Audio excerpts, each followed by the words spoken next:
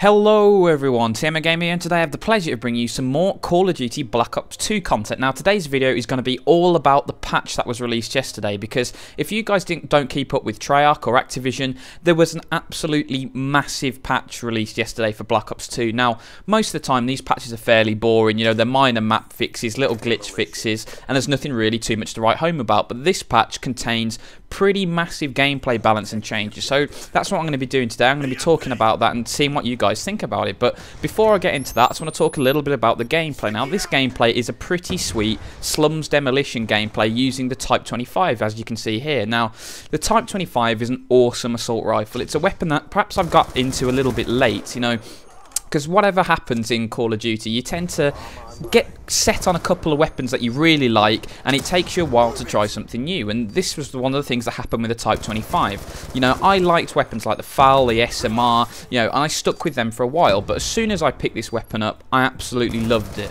And it reminds me of the M4 carbine in previous Call of Duties, because it's got a high rate of fire. It's not the most powerful assault rifle, but it's really, really accurate. And when you put the target finder attachment on, like I have here, it turns it into an absolutely beastly short to medium range assault rifle, because assault rifles with high rate of fire are always a much better option at close range, because if you turn a corner and bump into someone, you can spray a guy down. Now if you've got the FAL, especially for a reason that I'm going to come on to later, you're going to be struggling because you've got a semi-auto weapon, it doesn't have the best hip fire, you're in the lap of the gods. But with an assault rifle like this, you have the option just to spray a guy down.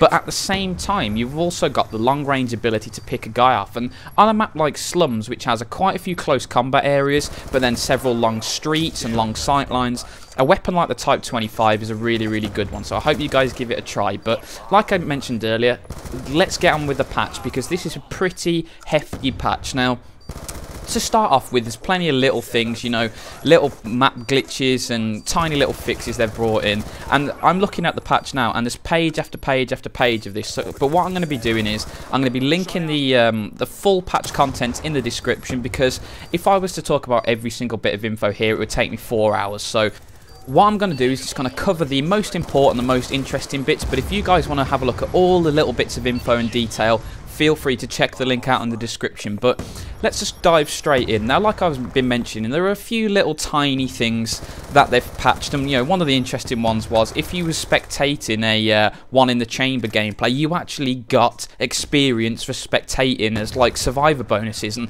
I thought that was quite funny, that you'd actually get experience for not even playing in the game, which is pretty interesting, that. But, you know, tiny little things fixed, you know, plenty of glitches that I've never heard of. And this is the great thing with Treyarch. You know, with Infinity Ward, you just have to look back into previous Call of Duties. You know, the Javelin glitch in Modern Warfare 2, just these glitches were around for weeks and weeks and weeks. Everyone had heard them, everyone had known how to do them, they were exploited by tens of thousands of people, and it got really annoying. Now the great thing with Treyarch is they are so proactive with their patches. You know, I read through the list and it's like, patch this glitch here, patch this glitch, patch this. I'm like, I've never seen anyone do that. I've never heard anyone talk about it. And that's the really, really good thing. They're so on the ball that glitches and major problems don't really seem to impact the game that much. So that's what I'd like to say first and foremost. Major props for Treyarch on that. But as well as this, Treyarch are always on the ball in gameplay balancing issues. I mean, if you go back to Modern Warfare 2 again, you know, there were weapons that were just way, way too powerful from day one to the last day of that game. They were just far and away overpowered. Now, One Man Army NoobTube still hasn't been patched on Modern Warfare 2. You know, 3 or 4 years after the game, it's still horrendous. So the great thing is that when Treyarch have released a game, they support it fully. So let's get straight into some of the gameplay balancing. First and foremost, there's some score streak changes. The death machine has been changed, so it has its 3-hit kill range increased, and I think that's quite a good thing, because you really don't see too many people run death machines at all. There's so many other interesting score streaks out there that just gets passed over. So anything that encourages people to use a bigger variety of score streaks is a good thing in my opinion. And following on from that is the Dragonfire. Now, the Dragonfire was one of those score streaks that if you were up against a team of noobs who hadn't seen it before, it would go absolutely mental and get you 30 kills and just completely decimate the enemy team. But the problem was it was absolutely pathetically weak, it had pretty random bullet spray, and it had no aim aim assist. So if you were up against any decent team, all it would do is just go up into the air, and it would take like 3 or 4 bullets to destroy, I think, and that thing would just get blown up like it wasn't even there, and you just wasted a higher score streak that you could have spent on a stealth chopper or a VSAT or something a bit more useful. So I'm pleased that the Dragonfire has been buffed, because I did think it was a little bit too weak, but it'd be interesting to see how it does now with a slightly bigger health and slightly reduced gun spread. Once again, another little change with the AGR. It's had its ground speed increased, but it's had its machine gun damage reduced to close range. And I think this is another good change, because the AGR is another one of those streaks that you see not really used that often. If it's in and around an objective, it is pretty horrific. So if you're playing a hardpoint mode and you can get your AGR right on top of that, it would go ham, it would mow everyone in sight. But it was really slow. You couldn't get it across the map, and it seemed to be pretty stupid as well. If you controlled it yourself, it would go mental and kill everyone, but if you'd left it to its own devices, it would be pretty useless. So that's a good change. You know, there's been several changes to more high-end kill streaks as well. Warthog's had a reduced missile delay, Lodestar has a reduced missile speed and area of effect radius, and Swarms have had their drone respawn delay increased.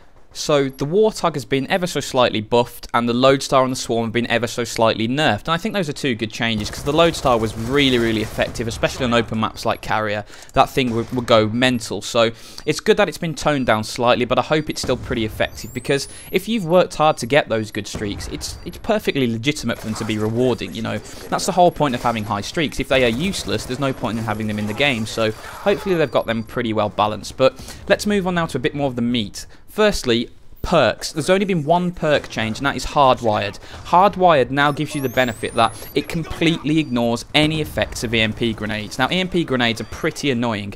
They don't particularly stun you, but the fact is they completely wreck your radar and your screen for quite a while, you know, and Hardwired itself was a pretty underused perk, so anything that we can see to help that perk get a little bit more competitive is a good thing, especially if it nerfs EMP grenades a little bit, because those things are pretty effective. But moving on now to a bit more of the weapons. There's been one small change to the equipment. The trophy system's had its range increase, but the major changes are to assault rifles. Assault rifles have been majorly buffed.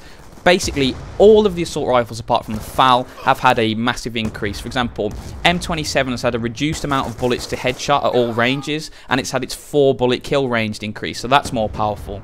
Type 25, reduced amount of bullets to headshot kill at all ranges. Slightly reduced maximum hipfire spread, so this weapon, which I already loved, has got even better in the patch, which is a great thing.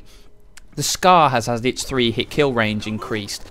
The SWAT has had some pretty interesting changes as well. It's had a reduced burst delay, so you can fire that thing faster. Its maximum amount of bullets to kill is now 4, so before you could, basically a guy could chew 2 bursts pretty easily sometimes and survive. Now it only takes 4 bullets to kill at all ranges, so that thing is a beast at long range, and it's had its bullet penetration increased from medium to large, so that thing is now a long range tank.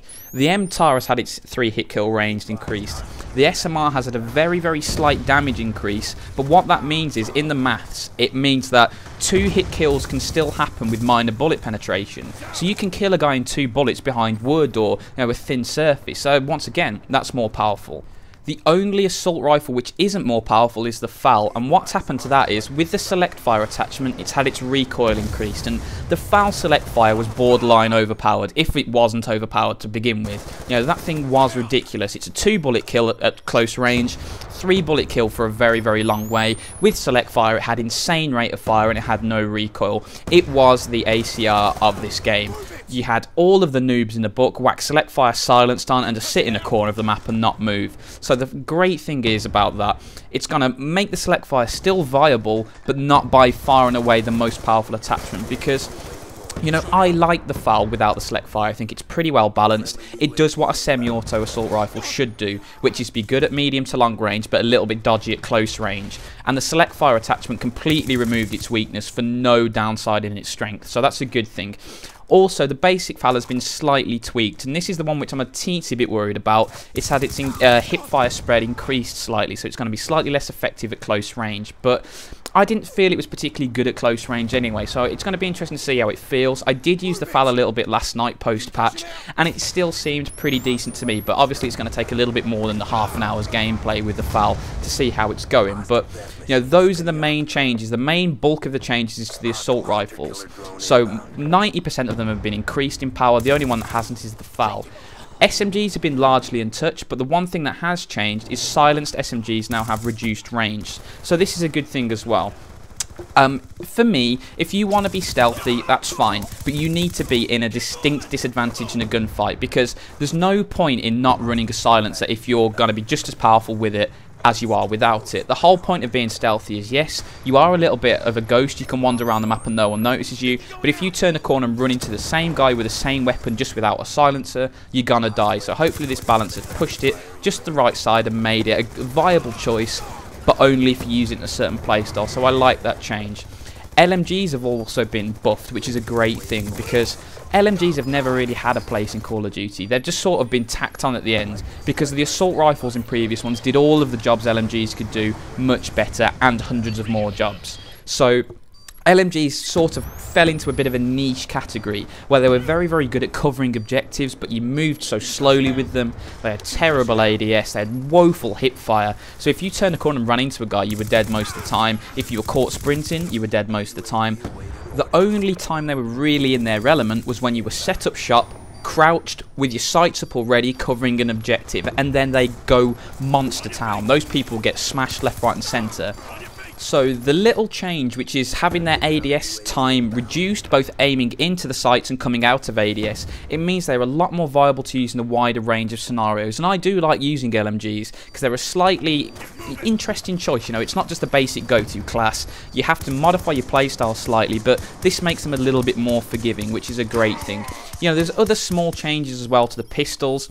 The Executioner's had its medium damage range increase, because that thing was devastating at ultra short range, but it was pretty pathetic at medium range, to be honest. So it's good that that's been slightly tweaked to make it a little bit more powerful. And the last one is the shotgun. The SRM 1216 has got slightly increased short damage range, so that's been slightly buffed as well. But the major changes in this patch have gone to assault rifles, and I think that's a good thing, because a lot of SMG usage was going on. You know, 8, 9, 10 players in a ground war would be using SMGs, silenced or unsilenced. So it's good that the slightly more fringe weapons, you know, the LMGs, the slightly less favourable assault rifles been buffed. The FAL, which was a little bit too powerful, has been nerfed. So hopefully it brings all of these guns into line again to make them more viable choices. So I hope you guys have enjoyed the video. There's been a lot of info thrown at you there. I tried to make the video as short as possible because, like I was saying earlier, I could have gone on for hours talking about this. But if I did do anything too quickly, or you want to know more, the link to the site is in the description. This is Activision's own link, so all of the stuff here is completely kosher. You know exactly what's gone into the patch. But guys, once again, thanks for watching the video. I hope you've learned something, and as always, have a great day.